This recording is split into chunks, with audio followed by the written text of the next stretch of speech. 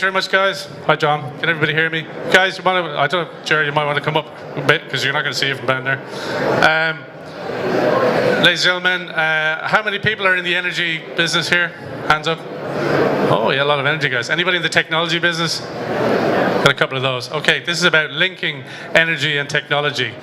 If you want to make money, come in here and sit down. I'll tell you, follow the money. That's the adage, right? So we've got about 10 minutes to tell you why you thought the energy sector was a dull and boring place to work, and actually for the last sort of 80 years it was, but not any longer, okay? So pay attention and find out how to make lots of money. Okay, this is a crystal ball. It belongs to John Scully for the next 20 seconds. Anybody know who John Scully was?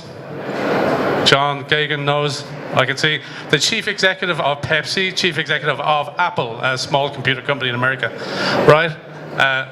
So he suggested that the future belongs to those who see the possibilities before they become obvious. And when you think about it, he's probably right. It's called, in the venture capital and the other module, they call it first mover advantage, right?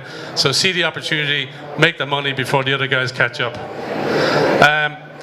Big picture stuff. So what? How do we connect all this? If you listen to Rifkin or Brown or any of these guys, they'll tell you it's all about the industrial revolution that we're going through. And there are three components in an industrial revolution. First one is communication. Second one is money or banking or whatever you want to call it. Third one is energy, right? You change those, you change the world, and they all have to happen at the same time. So the actual industrial revolution from our, whatever it is, junior cert history, you'll know, came out with a guy invented a faster printing press, basically steam powered printing press. Suddenly you could communicate and books got cheaper, etc. Then you got you got the stock exchange actually, which means you could raise money for your business. And thirdly, you could actually, we've had another one, interesting enough, 100 years later, when Alexander Graham Bell invented a thing called a telegraph, which became a telephone, changed communications as millionaires could start business, do it. And then you had a thing called electricity, right? Interesting enough, ESB founded in 1927, so we're just in there. Ireland was a bit slow getting in there perhaps, but we've caught up ground. So today, yeah, guess what? The internet, mobile internet in particular, that's changed the way we live our lives, right? Only in the last decade, really. And you've got peer-to-peer financing. Ask any banker today, Bernard Byrne, former finance director of ESB, now chief executive of AIB, quite worried about the future of the banking sector, right? Peer-to-peer, they are being disintermediated, and we are being disintermediated as well. So this is called the democratization of information, access to finance and access to energy. So this is the third industrial revolution, and that's why things are changing. So you often heard about the light bulb moment. This is actually the symbol of our industry. Well, actually the light bulb moment has actually arrived in our industry. In fact, that's an illegal product now because it's so inefficient, right? So good metaphor. And we heard from Mike there that there's loads of jobs in the circular economy. That's good news because there's a lot of less jobs. This is a report from last week. 350,000 less jobs in the oil and gas industry in the last 2 years. Go figure. That's not where the jobs are. They are elsewhere. So, and if we look over here, just also last week, some news coming from our friends in Portugal. For 3 days, all of the electricity in Portugal did not involve burning one molecule of hydrocarbon fuel. It was all renewable for, 4 days on the trot. I tell a lie. So between the 5th and the 11th of May, they ran all of their electricity grid on 100% renewables. So this is the new paradigm, the new world we're in. And very simply put, we've got good at doing this. So in future, when you look out your window in the city at night time, it won't be yellow, it'll be white, because it won't be a high pressure sodium light, it'll be an LED light. So we've got really good at making light from electricity. We've also got really good at making electricity from light. So if you put those two together, you've got one of these things. You say, okay, that looks really clever, but yeah, it's missing something, yeah, that bit. Because if you get good at the storage piece, we're all done. So but we've got 2 out of the 3 pieces already. So this is really a part of the key change in our industry.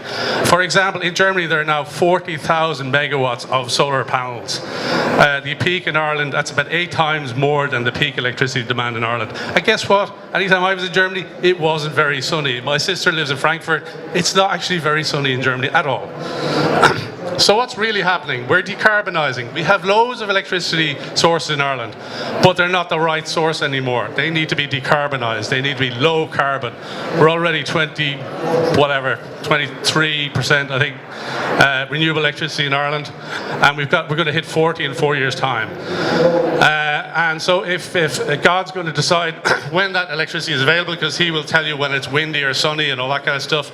So if he's going to dispatch the grid, we're going to have to dispatch the load, and nobody wants their TV to go off. So it'll have to do it very cleverly. So it will control loads that you don't see any change in what you're doing at work or what you're doing at home, but behind the scenes electronics will be changing the power flows in and out. So we will have a bi-directional grid. So this is the fly-by-wire equivalent of the grid, sometimes known as a smart grid. Okay, so this is I worked for 5 years in our venture capital fund, €200 million fund, and this is what clean tech is all about: investing in new renewable generation technologies, energy management technologies, because they're all intermittent in real time, and energy efficiency. So absolute reduction in energy consumption and also the time of day, and keeping that all up. So, and where's the money? Follow the money. Tom Cruise. We can see the good news from this is just VC Inc. in California. So we're now sort of 15-year high in venture capital in California, just kissing $60 billion. So we're back second highest in the last 20 years. So VC in general has made a recovery in the Valley, California, US VC numbers, and in particular clean tech. So about now $1 in $20 is being invested in clean tech in the US. So it's not massive, but it actually is its own category, and you'll notice that there's a little bit of an uptick there. So if you average the last 12 quarters, you can see the current quarter, the most recent one, Q1 16, is up almost 50% on average over the last 12 quarters. Here's our portfolio. So we've invested in all these companies, so we've put our money where our mouth is. We think there's a future in investing in these companies. These are future-proof companies, and most recently we've invested in an Irish company called Endico. They're actually the biggest amount of their business is in the UK. They're actually controlling loads in large industrial customers to save them money, and they're saving them money by only turning on flexible loads when there's lots of renewables on the grid. So not only they save their money, but they're decarbonising at the same time.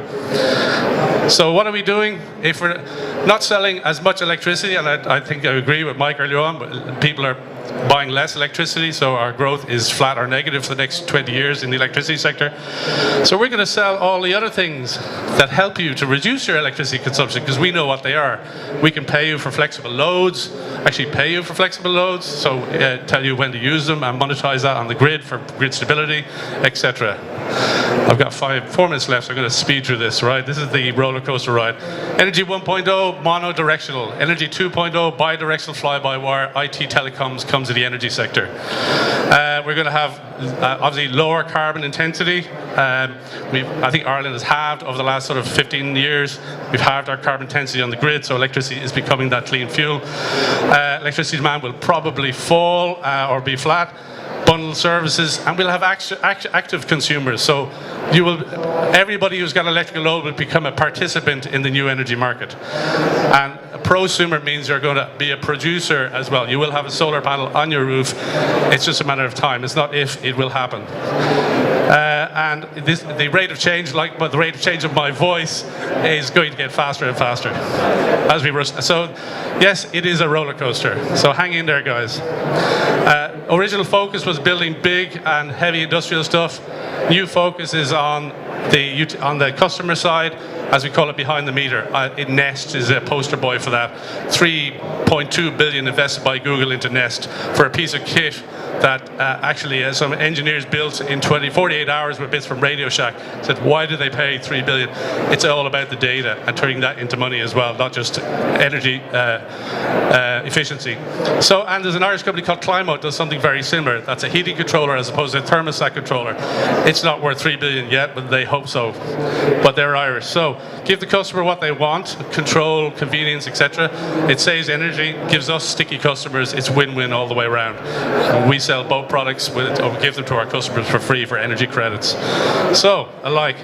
In Germany, RWE, one of the biggest utilities in Europe, says in 4 years' time, 25%, minimum 25% of our revenues will come from non-stuff that we're doing today. So not electricity sales, not gas sales. They can't do that on their own. They will be contacting people in this room for their technology, say, can we bring your technology to market to our customer base? So they will enrich lots of people. By the way, 25% of their revenues is about 12 billion euros. It's a lot of money. So there's a huge opportunity there. And ourselves, what we're trying to do is also, we're not technology developers. We want to work with cutting edge technology developers.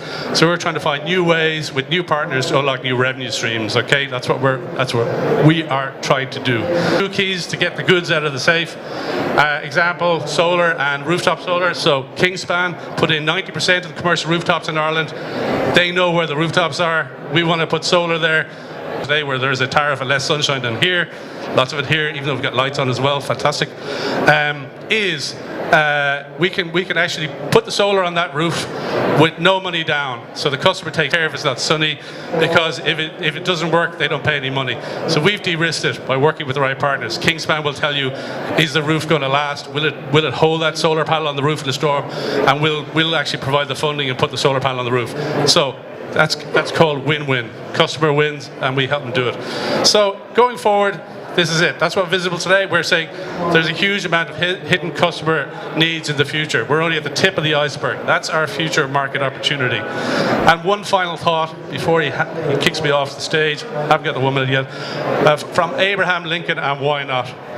It says, things may come to those who wait, but only the things that are left by those who hustle. So the message today is, this is really happening.